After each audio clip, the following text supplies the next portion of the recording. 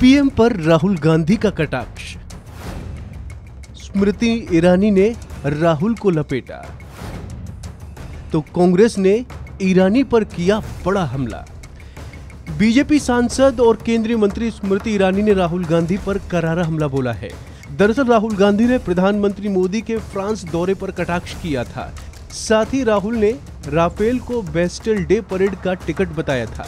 लेकिन अब राहुल गांधी के इसी बयान का जवाब देते हुए स्मृति ईरानी ने ट्वीट करते हुए लिखा है कि एक व्यक्ति जो भारत के आंतरिक मामलों में अंतर्राष्ट्रीय हस्तक्षेप चाहता है, एक निराश वंशवादी जो मेक इन इंडिया की महत्वाकांक्षा को बदनाम करता है।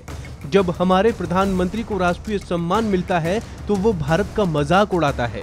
लोगों द्वारा खारिज कर दिया गया। वो इस बात से नाराज है कि रक्षा अनुबंध अब उनके दरवाजे पर नहीं आते हैं। वंशवाद। आपकी जानकारी के लिए बता दें कि प्रधानमंत्री नरेंद्र मोदी फ्रांस के 2 दिन के दौरे पर गए थे, जहां मोदी फ्रांस के national day parade Bastille day parade में विशिष्ट अतिथि के तौर पर पहुंचे थे। पीएम मोदी की इस यात्रा के दौरान फ्रांस और भारत के बीच कई रक्षा सौदों पर मुहर लगी थी। इसको लेकर राहुल गांधी ट्वीट करते हुए मोदी पर निशाना साधा था। राहुल गांधी ने केंद्र सरकार पर निशाना साधते हुए कहा कि यूरोपीय संघ की संसद में भारत के आंतरिक मामले मणिपुर पर चर्चा हुई, लेकिन प्रधानमंत्री नरेंद्र मोदी ने एक शब्द नहीं बोला। राहुल गांधी ने ट्वीट कर कहा कि मणिपुर जल रहा है। यूरोपीय संघ की संसद में भारत के आंतरिक मामले पर चर्चा की, प्रधानमंत्री ने एक शब्द नहीं बोला। इस बीच राफेल के जरिए बेस्टिल दिवस परेड का टिकट मिल गया। वहीं स्मृति ईरानी के इस हमले के बाद कांग्रेस नेता केसी वेणुगोपाल ने स्मृति को निशाने पर लिया है। उन्होंने कहा कि प्रधानमंत्री दुनिया भर में घूम रहे हैं, लेकिन मणिपुर मुद्दे पर 1 मिनट भी बात नहीं कर रहे हैं। At least tell the honorable Minister Smriti Irani to make the Prime Minister speak about these things. Then they can have the moral things to tell us. After 70 days, Prime Minister is not even uttering word. He is going and abroad. He is moving around the world, but not even talking 1 minute about the Manipur. First of all, they have to clarify that. Anything decided on?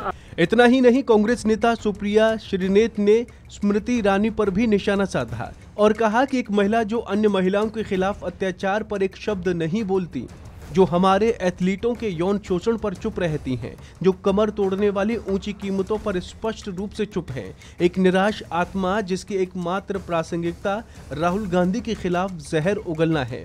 Shrinate ने यह भी कहा कि वो अपनी ही party में दरकिनार कर दी गई हैं। वो सिर्फ सुर्खियों में बने रहना चाहती हैं। मैं आपको एक डॉक्टर को दिखाने का भी सुझाव देती हूँ। नफरत का ये स्तर खुद को नुकसान पहुंचाने वाला है। खूब सारी मोहब्बत।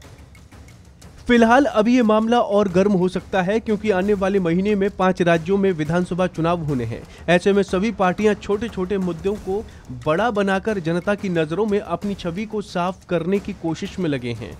तो फिलहाल इस खबर में इतना ही। बाकी इन अपडेट्स के लिए बने रहिए वन इंडिया हिंदी के साथ।